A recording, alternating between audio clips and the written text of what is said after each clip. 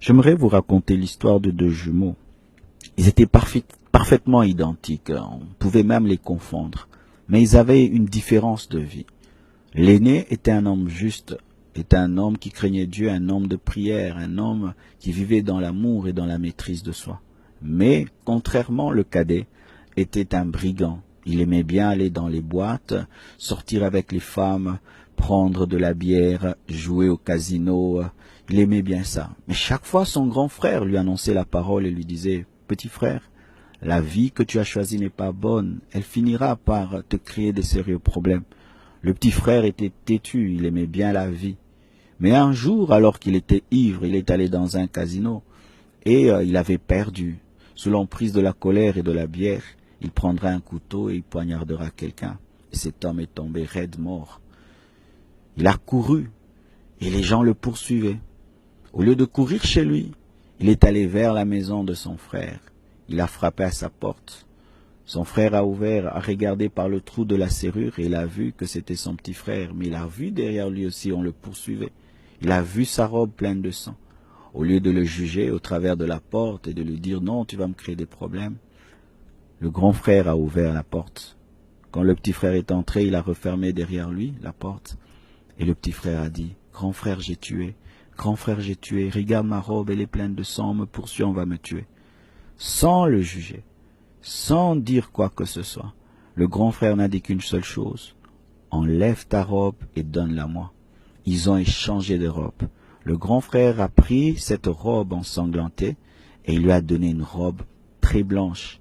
Il ouvrira la porte de derrière et lui dira « Cours, va-t'en ». Quelque temps après, les poursuivants arrivèrent et il ouvre la porte et on commence à lui poser des questions. « Pourquoi tu l'as tué? Pourquoi? Comme c'était un homme juste et véridique, il ne pouvait pas mentir parce qu'il n'avait pas tué, il s'est tué. Et tel comme aussi il y avait une très grande ressemblance, on a fini par le confondre. Et à cause surtout de la robe, qui était la preuve que c'était lui le meurtrier, on l'amènera au tribunal. Pendant le jugement, il ne dira rien, il n'a rien dit, jusqu'au bout. Et le juge décidera de le tuer. Le grand frère dira, « J'accepte de mourir, mais avant de mourir, permettez-moi d'écrire une lettre à quelqu'un. » On lui donnera un papier pour respecter les dernières volontés de celui qui va mourir. Il écrira une lettre. Il dit, « Petit frère, je meurs pour toi. J'accepte de mourir pour toi parce que moi je sais que si je meurs aujourd'hui, j'irai au ciel. Mais quand j'ai regardé ta vie, j'ai su que si tu mourais, tu iras en enfer. C'est pourquoi j'ai accepté de mourir à ta place. Mais sache ceci, que la robe que tu portes est une robe de sainteté, de pureté. Je ne l'ai jamais utilisée dans le mal et dans le péché. Si tu peux me dire merci, c'est de mener une vie de sainteté et de pureté. Petit frère, je meurs à ta place. » On prendra la lettre, on l'enverra. La lettre va arriver dans les mains du petit frère. Quand il va lire, malgré qu'il était dans le péché, il respectait beaucoup son grand frère, il l'aimait beaucoup, mais il n'arrivait pas à mener cette vie. Il criera, « Non, cet homme juste ne peut mourir pour moi. J'irai au tribunal et je dirai que c'est bien moi. » Il prendra la lettre, il va courir, il arrive, il présente la lettre, il dit, « Ne tuez pas. Voyez la lettre qu'il a écrite, il est mort à ma place parce que ceci, cela. C'est bien moi. » Il donnera même des preuves, des détails qui vont confirmer que c'était bien lui le meurtrier. Mais le juge dira, c'est trop tard. Il dit, pourquoi c'est trop tard? On dit, amenez la tête. On lui amènera sur un plateau la tête de son frère. On dit, il est déjà mort pour toi. Tu peux rentrer à la maison. Le petit frère dira, non, tuez-moi aussi. Je ne peux vivre avec cette culpabilité. Et le juge lui répondra et lui dira, deux personnes ne peuvent mourir pour un même péché. Il a payé pour toi, tu es libre, va-t'en. Le petit frère rentrera en pleurant. Et quelque temps, ses amis viennent. Ils lui disent, viens, on va jouer aux cartes, viens, on ira au casino, viens, on va sortir avec les filles. Et écoutez la réponse du petit frère. Il a dit, si je le fais, mon grand frère est mort pour rien. Je ne le ferai pas. Je lui dirai merci par une vie de sainteté, de pureté. Jamais plus je ne ferai ce que j'ai fait. Sinon, mon grand frère est mort pour rien. Jésus-Christ est ce grand frère qui est mort pour nous, les petits frères. Il a vu que notre vie de péché nous amenait en enfer. Il est mort à notre place parce qu'il est convaincu, il était convaincu que lui pouvait mourir et ressusciter parce que lui est mort sans aucun péché. Il est mort à notre place. Et si aujourd'hui nous devons vivre dans la sainteté, c'est pour lui dire merci.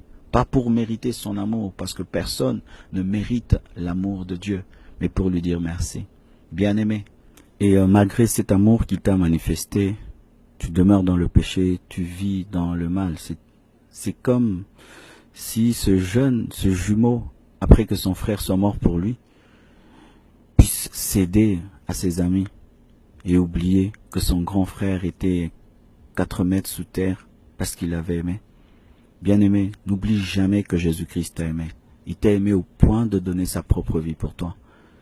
Et il te demande d'être reconnaissant, de l'adorer, de le célébrer, mais aussi de vivre dans la sainteté. Sinon, il est mort pour rien. Il est mort pour rien. Une dernière histoire, c'est l'histoire d'une mère brûlée.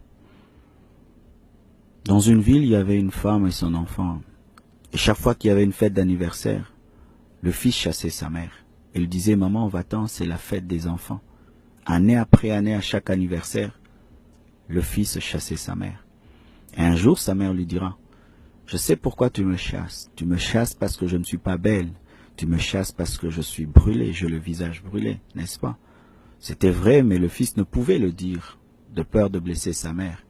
Et sa mère prendra une photo, la photo d'une très très belle femme, et la présentera à son fils. Et son fils dira, maman, cette femme est très belle. Et sa mère lui dira, c'est moi, quand j'étais jeune. Il dit, non maman, tu mens, cette femme est trop belle, elle n'est pas comme toi, toi tu es brûlée. Et sa mère lui dira, non, je suis pas né brûlé. Il y a quelque chose qui m'est arrivé, et je vais te dire pourquoi. Un jour, alors que tu étais encore un bébé, je suis allé au marché et je t'ai laissé endormi dans la maison. À mon retour, j'ai vu des gens autour de la maison qui pleuraient et qui criaient. La maison était en feu. Et toi, tu étais à l'intérieur. Personne n'avait assez d'amour pour entrer dans le feu et t'en faire sortir. Et même moi, quand je suis venu, on m'en a empêché. Mais mon amour était tellement fort, surtout quand je t'ai entendu crier et pleurer dans le feu. Profitant d'une distraction de leur part, j'ai couru et je suis entré dans la maison. Je t'ai cherché et j'étais conduit par le son de tes cris, le son de tes pleurs. Je te prendrai dans mes bras, je te cacherai dans mes vêtements, mais en sortant par malheur, une poutre en feu est tombée sur mon visage. Je t'ai jeté dehors, on t'a sauvé, et quelque temps après, j'avais perdu toute ma beauté. Et toi, pour me remercier, à chaque anniversaire, c'est moi que tu chasses, c'est moi que tu caches, alors que je t'ai offert ma beauté pour que tu vives.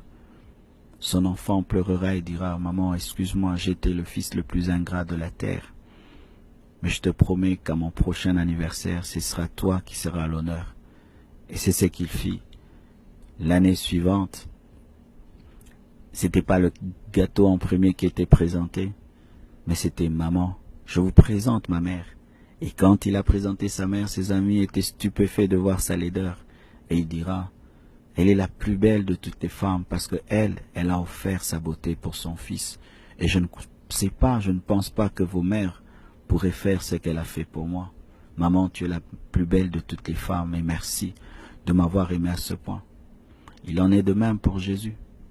La Bible dit qu'il est le plus beau entre 10 000. Et lorsque Ésaïe parle de lui, dit qu'il n'avait pas d'éclat pour attirer nos regards, parce qu'il était mortifié par la souffrance, on l'avait craché dessus, on lui a arraché sa barbe, lui le roi. Mais il a accepté de perdre pour qu'on puisse gagner. Du riche qu'il était, Jésus-Christ s'est appauvri pour t'enrichir. Il a accepté d'être séparé de Dieu pour te créer de la place. Il a accepté d'être faible pour que tu sois fort. Il a accepté d'être dénudé, nu sur une croix pour que tu sois vêtu. Il a accepté de porter une couronne d'épines pour que tu portes une couronne de gloire. Il a accepté de mourir sur une croix pour que tu sois assis à la droite de Dieu sur un trône. Il a accepté de devenir chair pour que tu deviennes divin. Il a accepté de devenir péché pour qu'en toi soit manifestée la justice de Dieu. Et s'il y a quelque chose que tu peux faire, mon frère, ma sœur, c'est de toujours présenter Jésus. N'aie jamais caché Jésus.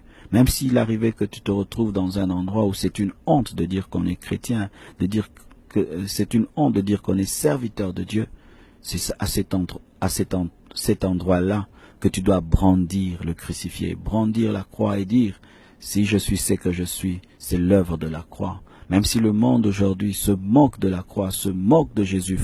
On me dit même qu'il y a un film qui va bientôt sortir où on dira que Jésus est un homosexuel. Mais nous savons que Jésus n'est pas un homosexuel, c'est le Fils de Dieu. C'est celui qui nous a aimés plus que nos parents et plus que nous-mêmes. Et partout nous irons, nous prêcherons l'évangile, nous chanterons partout. Et j'aime bien quand je vais dans un restaurant, parce que souvent dans les restos, les gens cachent leur foi.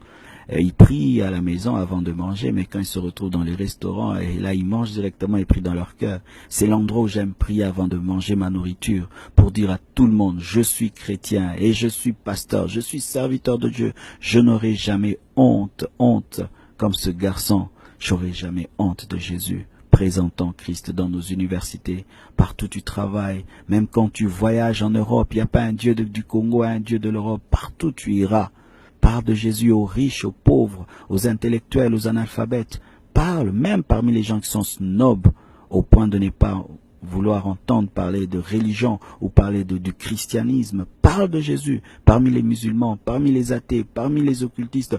Parle de Jésus. Présente celui qui a perdu pour que tu gagnes, celui qui t'a vraiment aimé, Jésus-Christ de Nazareth. Je crois de tout mon cœur que le Saint-Esprit t'a parlé. Et si, toi qui m'écoutes, tu n'as pas encore donné ta vie à Jésus, je te prie de faire cette prière avec moi. Et je t'assure que si vraiment tu as la foi, il viendra dans ta vie et te changera. Seigneur Jésus, ton amour m'a touché. Et aujourd'hui, je t'ouvre mon cœur et je te reçois dans ma vie comme Seigneur et Sauveur. Pardonne-moi d'avoir rejeté ton amour pendant toutes ces années. Mais aujourd'hui, je décide de te suivre et de te rendre l'appareil. Donne-moi la force par le Saint-Esprit de demeurer dans cette décision. Au nom de Jésus-Christ, j'ai ainsi prié. Je suis sauvé, je suis lavé, je suis justifié. Merci Jésus. C'était votre émission Congo Écoute avec votre serviteur, le pasteur Marcelo Jérémy Tounassi. Nous sommes